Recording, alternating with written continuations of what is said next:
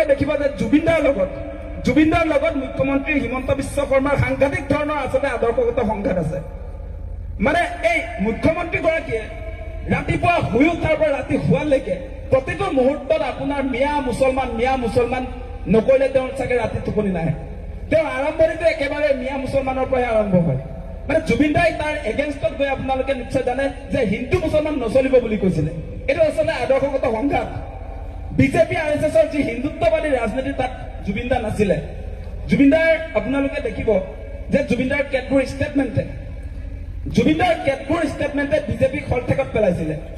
প্ৰথমতে আপোনালোকে দেখিব যেতিয়া তেওঁলোকে বাংলাদেশ, পাকিস্তান আৰু আফগানিস্তানৰ পৰা যিবিলাক ধৰ্মীয় সংখ্যালঘু মানুহ অসমত সংস্থাপন কৰিবৰ কাৰণে কাজ জাপি দিছিলে আমাৰ ওপৰত, সেই কাজ জাপি দিয়াৰ সময়ত জুবিন দাই গোটেই অসমৰ ৰাইজক ঐক্যবদ্ধ কৰি কিন্তু ৰাজপথলৈ উলিয়াই আনিছিলে যে অসম এতিয়াও বিদেশী চৰণীয়া পথাৰ নহয়, গতিকে কোনো ধৰ্মৰ ভিত্তিত নাগৰিকত্ব দিয়া অসমত দিব নোৱাৰিব। সেই মূল কথাবিলাকে আচলতে চৰকাৰক হলঠেকত পেলাইছিল।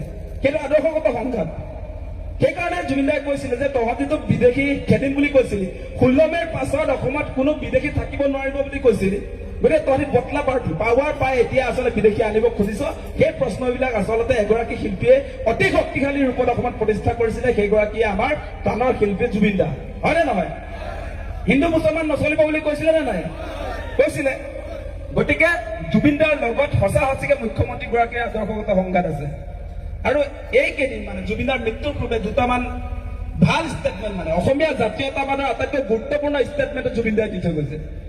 জুবিন দাই কৈছে কেন্দ্ৰীয় চৰকাৰ আৰু অসম চৰকাৰ, ভাৰত চৰকাৰক কৈছে যে who the hell U R, তহঁতি কোন আমাক স্বীকৃতি দিবলৈ? মই 40,000 গান গালো, আমি অসমত তহঁতক গড় দিছো, কয়লা দিছো, চাহপাত দিছো, তেল দিছো, তহঁতি কোন হয় আমাক স্বীকৃতি দিবলৈ? আমাক যিমান পাৰে আমাক লুটি দিয়ে, তহঁতি কোন হয় বুলি সেই প্ৰশ্নটো আচলতে জুবিন দাই উত্থাপন কৰিছে। সেইটো চবে ঢুকি নাপায়, এইটো বহুত ডাঙৰ প্ৰশ্ন। অসম যে এতিয়া দুখীয়া ৰাজ্যতে হ'ল তাৰ কাৰণটো কি আপোনালোকে নিশ্চয় অনুধাৱন কৰি চাব।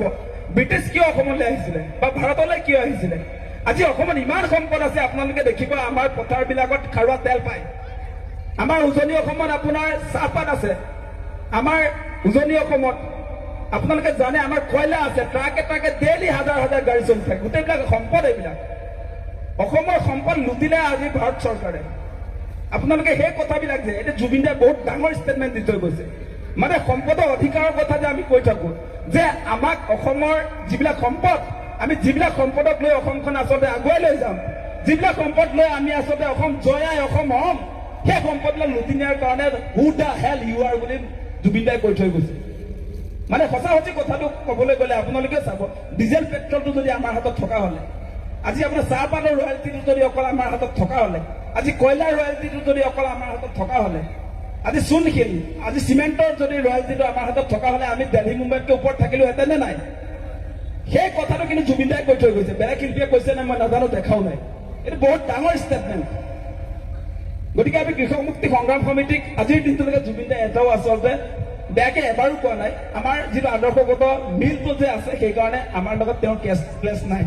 বিভিন্ন সময়ত সংঘাত থাকিলেও কিন্তু কোনোদিনে আমাৰ সংগঠনৰ বিৰুদ্ধে এটা মন্তব্য আজিৰ দিনটোত মানে জুবিন দা জীয়াই থকা অৱস্থাটোত নিদিলে।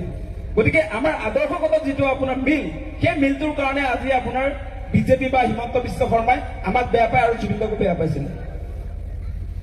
আপোনালোকে মনত ৰাখিব সেই কথাটো। আৰু আপোনালোকে চাব দেই যে জুবিন দাই এই যে বিজেপি চৰকাৰ অহাৰ পাছত হিমন্ত বিশ্ব শৰ্মাই যে প্ৰতিদিনে সাম্প্ৰদায়িক ৰাজনীতি যে কৰি আছে, সেই সাম্প্ৰদায়িক ৰাজনীতি কৰি থকা সময়ছোৱাত আপোনালোকে দেখিব জুবিন দাই কি কৈছিলে যে মোৰ কোনো জাতি নাই, মোৰ কোনো ধৰ্ম নাই, মই মুক্ত, মই কাঞ্চনজংঘা।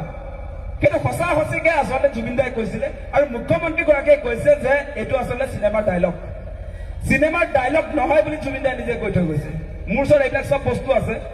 জুবিন দাই নিজে কোৱা কথাটো শুনিম নে মই হিমন্ত বিশ্ব শৰ্মাৰ কথাটো শুনিম? জুবিন দাই নিজে আচলতে যিবিলাক মন্তব্য দিছে তাৰ বিশ্লেষণ দাঙি ধৰিছে। জুবিন দাই যিবিলাক কথা কৈছে ৰাইজক, সেই কথাবিলাক আচলতে কি, সেইবিলাক ধুনীয়াকে বিশ্লেষণ দাঙি ধৰিছে। মানে জুবিন দাই আপোনালোকে নিশ্চয় জানে, তেওঁ নিজে কেইবাটাও সাক্ষাৎকাৰত কৈ থৈ গৈছে যে আমি মানে ধৰ্ম, জাত পাত সেইবিলাকক লৈ কেতিয়াও বিভাজন হৈ থকাটো উচিত নহয়। সেইকাৰণে তেওঁ সাম্প্ৰদায়িকতাৰ বিৰোধিতা কৰিছিলে। আৰু সেইকাৰণে তেওঁ ব্ৰাহ্মণ সম্প্ৰদায়ৰ সন্তান হোৱাৰ পাছতো আচলতে তেওঁ লগুণ ছিঙি দিছিলে। সেই লগুণ ছিঙি দিছিলে আপোনাৰ তেওঁ হায়াৰ ছেকেণ্ডেৰী ফাৰ্ষ্ট ইয়েৰত পঢ়ি থকা সময়ছোৱাতে। গতিকে সঁচা সঁচিকে তেওঁ মানুহে আছিলে, মানৱ ধৰ্মীয় আছিলে। তেওঁ মানুহক সহায় কৰি ভাল পায় এগৰাকী মানুহ। সেইকাৰণে দেখিব মানে সঁচা সঁচিকে জুবিনদাৰ ক্ষেত্ৰত যদি আপোনালোকে চায়, তেওঁ সাধাৰণ মানুহ নাছিলেই। গতিকে সেইকাৰণে আপোনালোকে দেখিছে মৃত্যুৰ পাছতো জুবিনদাৰ যি আচলতে জীৱন্ত কালত বিচাৰিছিলে, সেই তেওঁ মৃত্যুৰ পাছত আপোনালোকে দেখিব প্ৰায় 10-15 লাখ মানুহ, হিন্দু, খ্ৰীষ্টান, জৈন, পাৰ্চী, বৌদ্ধ, মুছলমান সকলো একগোট হৈছিলে নে নাই? একগোট হৈ এনেকুৱা নজিৰটোতো অসমত নাই।